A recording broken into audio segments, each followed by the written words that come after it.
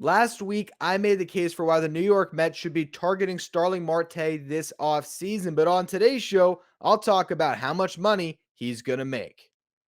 You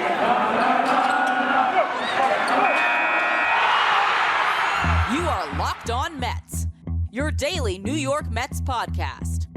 Part of the Locked On Podcast Network, your team every day.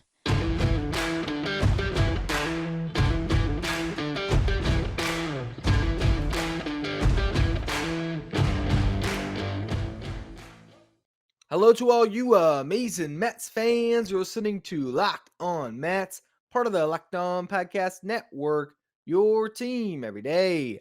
Thank you for making Locked On Mets your first listen every day. Locked On Mets is free and available on all platforms, including YouTube. Now, on today's show, I'm going to continue my discussion from last week when it comes to Starling Marte, but we're going to focus on how much money he could make in free agency.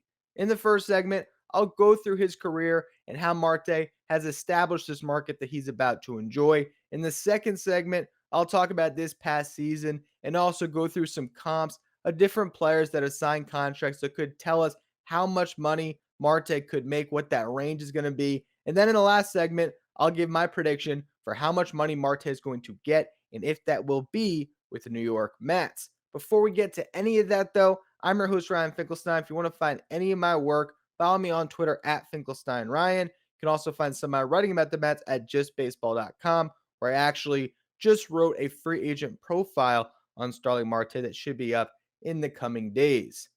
So let's go through his career, all right? Starling Marte was signed as an international free agent in 2007 when he was 18 years old, coming out of the Dominican Republic, one of the first to be part of the Pittsburgh Pirates Latin American complex down there. Now, Marte would eventually make a name for himself and was in the futures game in 2011. That season in Double-A, Marte hit 332, a 370 on base, 500 slugging percentage. He had 58 extra base hits, scored 91 runs, played in 129 games. Going into the following season in 2012, Marte was finally considered a top 100 prospect by Baseball America, coming in at number 73 on their list. Was also ranked as the number 4 prospect in the Pirates farm system. That season, Marte spent 99 games in AAA, hit 12 home runs, 13 triples, and 21 doubles. That shows you the type of talent he is, a 5-tool type player. They already had Andrew McCutchen at the big league level. This was their chance to form a dynamic duo out in that outfield, and they promoted the 22-year-old, and in doing so, he became the first graduate of that complex in the Dominican Republic. So that was significant at the time, and he certainly got off to a great start. The first pitch he saw at the big league level, he hit a home run off Dallas Keuchel. And that was actually the first time a Pirate has done that, homered on their first pitch since 1922. Marte didn't have the best rookie season. He played 47 games, hit 257, 300 on base, 437 slugging percentage, 14 extra base hits was pretty solid, but he struck out 50 times in 182 plate appearances, 27.5% strikeout rate, but still showed enough that he was the future. He was going to be out there starting next to Andrew McCutchen. McCutchen at the time, 5-tool superstar center fielder. Marte wanted to get to that point, but for the time being, he was second fiddle, and those two formed a really good top of the lineup for the Pirates that did a ton of winning in those first years. They made the playoffs in Marte's first 3 full seasons, 2013 through 2015. During that span, they were 280 and 206, so a very healthy winning percentage. They only won the wild card game once, but again, made it there all 3 years. During that time, you had McCutchen win an MVP. He was top 5 in the MVP voting for a 4-year span, was top 3 of those seasons. Just incredible point of his career. And Marte, as I said, was in his shadow, but still making a name for himself. Won a Gold Glove in 2015, then won another in 2016, which was his real breakout season. The first time he got out from behind that shadow from Andrew McCutchen and really made a name for himself, hitting 311 with a 362 on base percentage, a 456 slugging percentage, 48 extra base hits, and 47 steals in just 129 games played Unfortunately, that all-star season, which actually is the only all-star season of his career up to this point, he ends up following that up by by testing positive for steroids. And then he had to get suspended for those 80 games. That curtailed his 2017 season, lost a lot of momentum in his career coming off that. You got to dispel that narrative that you're a PED guy, which is going to linger around him for the remainder of his career. But he has performed ever since that suspension. He continues to be a threat on the base pass in the outfield, a really good bat in anyone's lineup. So he has been able to establish himself as a really good player. And I don't think anyone this past season, when he was tearing it up at the Marlins or tearing it up in Oakland, was talking about the steroids at that stage. But Starling Marte, throughout his Pirates career, was one of the best players that they had, really outside of McCutchen. He was the best player they had, compiled a F WAR of 24 over those 7 seasons from 2012 through 2019, which was the second best mark on the club behind McCutchen. So a really solid player. He signed a team-friendly deal with the Pirates back in 2014, a 6-year, $31 million contract that he certainly outperformed. That became a valuable contract that was traded 3 times over the last couple of years. First, from Pittsburgh to Arizona, then in the COVID-shortened season from Arizona to Miami, and then, of course, this past year got traded to Oakland after the Marlins failed to come to terms on an extension where they only offered him $30 million, I believe, over 3 years. So certainly did not give him the type of deal that would have kept him in Miami, even though he seemed to like playing for the Marlins. And now he will test his market after arguably the best season of his career. The question is, how big is that contract going to get? This is still a player that's going to be playing his age 33 season. How much money are teams going to be willing to spend? And more importantly, how many years will they give him? I'm going to give you some comps to Starling Marte that have signed recently, what they made, and what that could tell us about his market this offseason. We'll get to that in just a minute. This episode is brought to you by Spotify Green Room. Spotify Green Room is the first social audio platform made for sports fans. The app is free to download, and once you're in, you can talk with me, other fans, athletes, and insiders in real time about your favorite team or sport. Yes, you can finally join in on the conversation you listen to here every day. You'll find fans just like you on Green Room for watch parties, which we did throughout the 2021 season, debates, post-game breakdowns, and of course, reaction to big news and rumors. Go download the free Green Room app now, which is currently available on all devices. Create your profile, link your Twitter, join the MLB group for the latest league updates, and follow me at Finkelstein Ryan to be notified when my room goes live. I know you don't want to miss it. I can't wait to hear everyone's thoughts on the Mets. I'll see you there. Spotify Green Room, changing the way we talk sports. Now, before we get into some comps of Starling Marte and some contracts that could tell us what he will make this year in free agency, let's just go through the numbers that he put up this season. Marte hit 308, 381 on base, 456 slugging percentage, stole 47 bases, matching that career high he had in his All-Star season in 2016. Hit 12 home runs, had 42 extra base hits, 55 RBIs, scored 89 runs, struck out 99 times, and over 500 plate appearances. The strikeout rate was very solid at 18.8%. That's not crazy at all. The walk percentage, 8.2%. Fairly good, fairly strong for a player that'll hit a top your lineup, especially if he's going to hit over 300. Those walks are going to turn into that 381 on base percentage. So that was certainly solid enough. His WRC plus was 133. Now, again, that is weighted runs created plus. So that means he's 33% better than the league average hitter this past season. And for his career, you're looking at a player with a 118 WRC plus. Generally speaking, most years he's been in that range, 115 to a 120 WRC plus player. If you go back to my episode on Friday, I was talking about how Marte compares to Curtis Granderson. In that episode, we got through the numbers of how Granderson was great throughout his career, but really in 2015, he had that special season.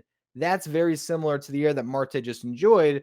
For Granderson's other seasons, he was kind of in that same range as well, a 116 to a 120 WRC plus player. So I don't know if you can expect that Marte is going to put up 4 seasons with the WRC plus over 130. I mean, we're going to talk about George Springer in a second. Springer, a better offensive player than Marte that is more capable of carrying the load offensively. What you would hope for if you sign Marte is you got 1 year like the one he just put up in 2021 and 2 or 3 where he was the player he's been on the back of his baseball card, a 116 WRC plus player that gives you good defense in the outfield, swipes and bags, and it's just a consistent offensive player. But this year was the time to have a great season. And you go through some of the other numbers. His F4 of 5.4, best of his career, 4 outs above average in center field. So he certainly proved that he can still play that position at his age.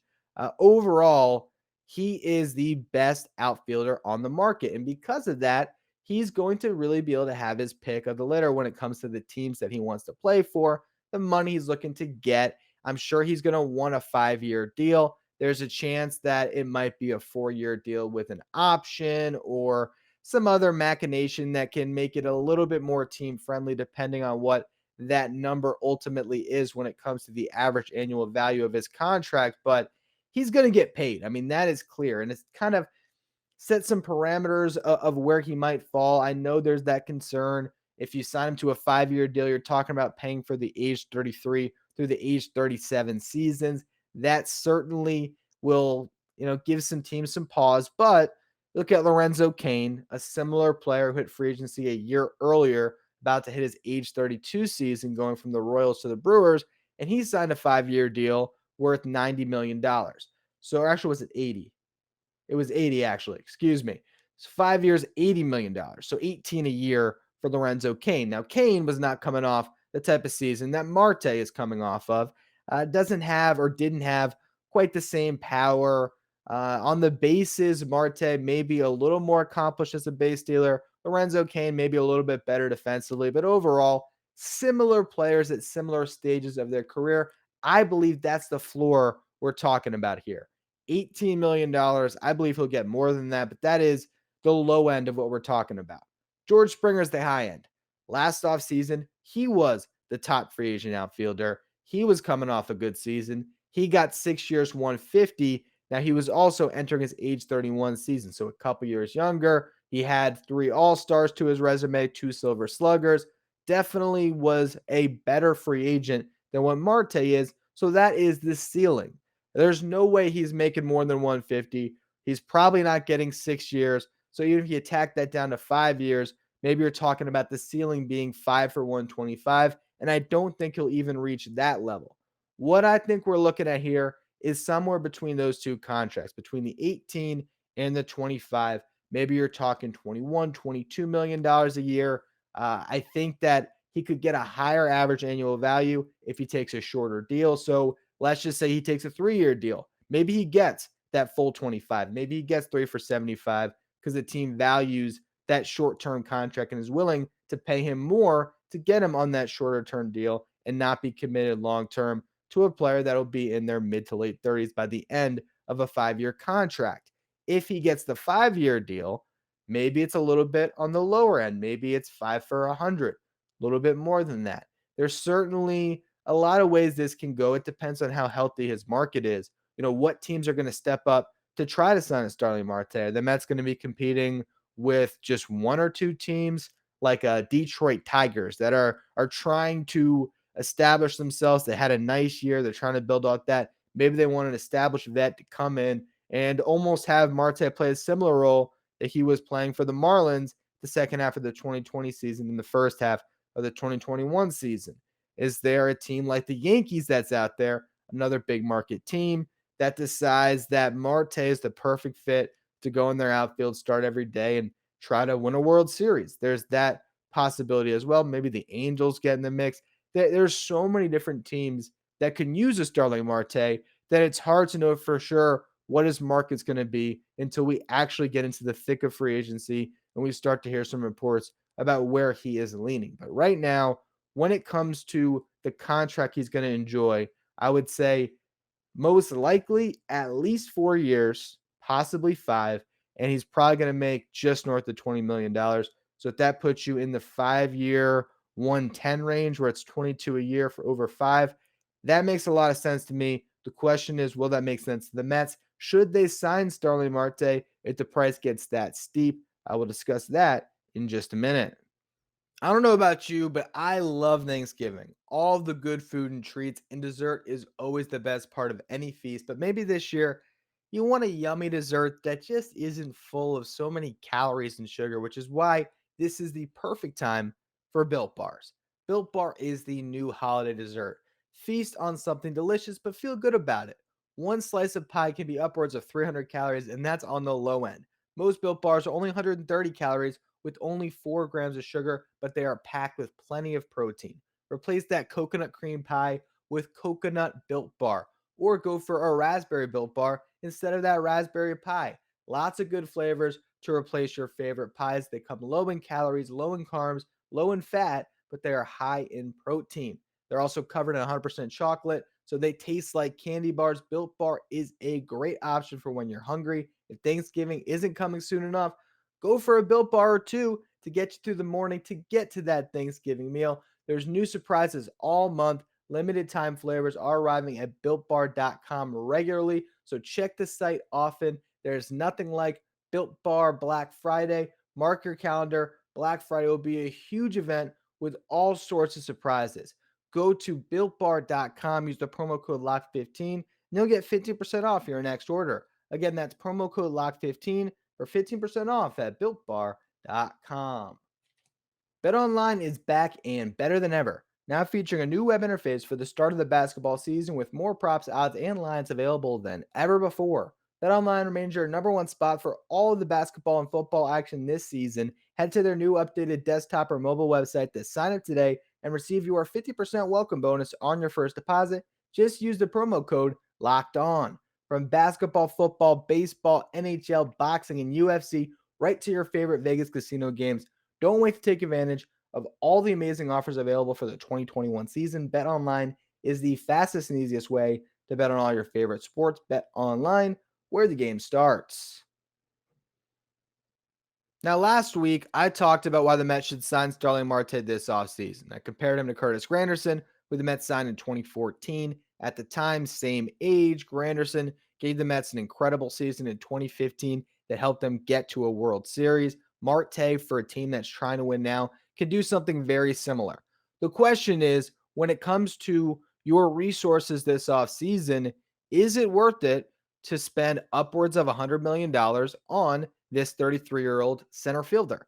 Starling Marte has been a good player throughout his career who just had a great season. Is he going to produce at that level again? Is he going to get paid as the player off the great season? And if so, do you trust that over a 5-year deal? At the end of the day, if the contract is something similar to what I outlined, a 5-year, $110 million deal, let's just say, for argument's sake, maybe he gets 90 over the first 4, and the last $20 million is an option year for the team where there's some type of a buyout. Maybe it's a buyout that gets him north of $100 million, and it's something where you're really incentivized to pick up that option, or maybe it's a little more team friendly and it's a mutual option.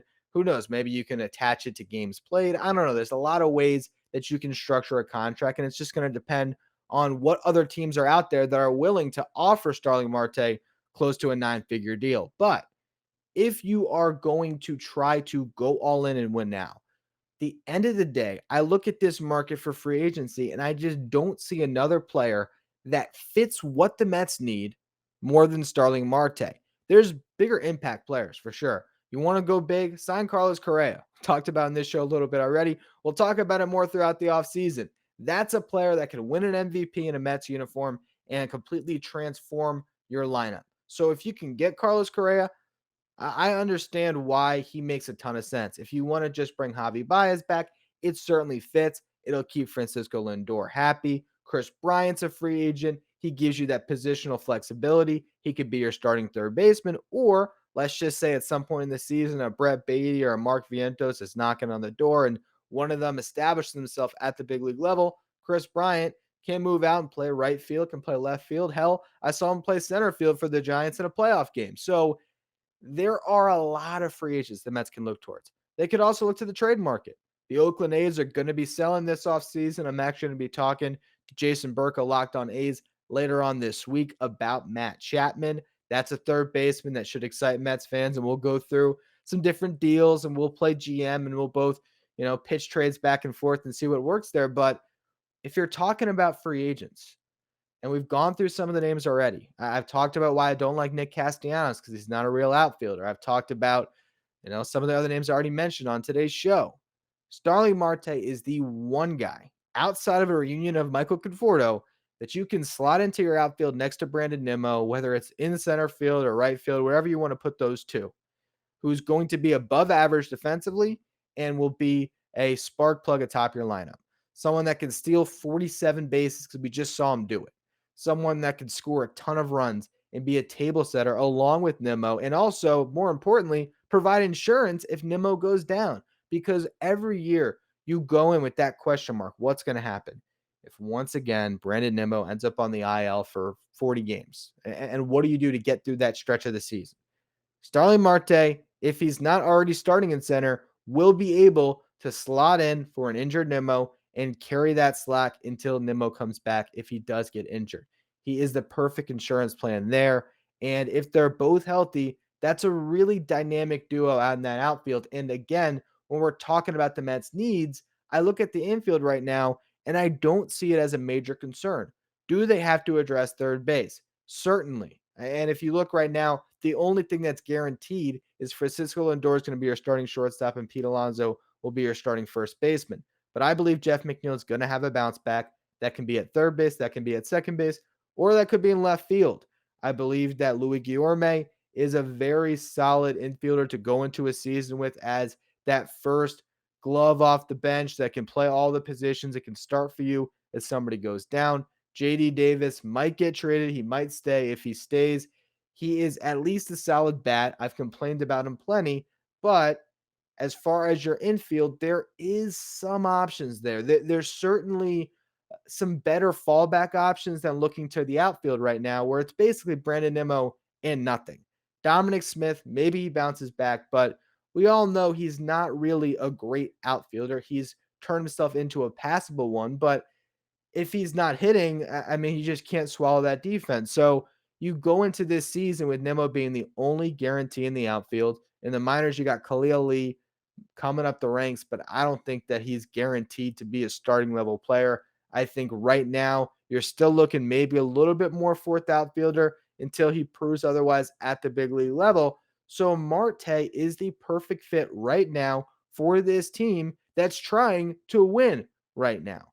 And that's why I look at that contract. If it is 5 for 110, even it's 22 a year over all those years, and I say it's a big pill to swallow. It's certainly not a contract that I go in with 100% certainty that he's going to live up to it. But if I look at 2022 and I say that Starling Marte is going to make $22 million that season, that is certainly a price I'd be willing to pay. And you have to be thinking about the next 2 or 3 years.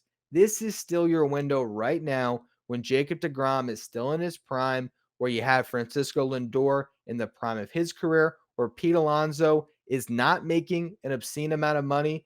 He still hasn't gotten to those arbitration years where he's going to start to make more and more each season. That's going to come soon, but you got to maximize right now. The Mets want to be big spenders, and if you're going to be a big spender, get the free agent that fits your team the most, no matter what the cost. And honestly, when you compare the cost of a Starling Marte to maybe spending upwards of $300 million on a Carlos Correa, that contract does not seem as outlandish, certainly. So I look at what George Springer could have brought to the Mets last year. I wanted them to sign George Springer. They didn't. This is a second chance at a player that's a little bit different, but will fill that position of need just like Springer would have. It'll give you a starting outfielder under control for years to come. If you're going to lose Conforto, the only replacement I want in free agency is Starling Marte. Now, could they make a trade? Could they go other routes? Absolutely. And that's why there's still so much to talk about throughout this offseason on Locked On Mets. As always, thank you for listening. Make sure you follow, rate, and review wherever you get your podcast. Make sure you follow me on Twitter at Finkelstein Ryan. Follow the show at Locked On Mets. Thank you for making Locked On Mets your first listen every day. Now for your second listen, check out Locked On MLB. As I'm recording here, Game 6 is just about to start, so you can get all of your coverage of the World Series there. Follow Locked On MLB wherever you get podcasts.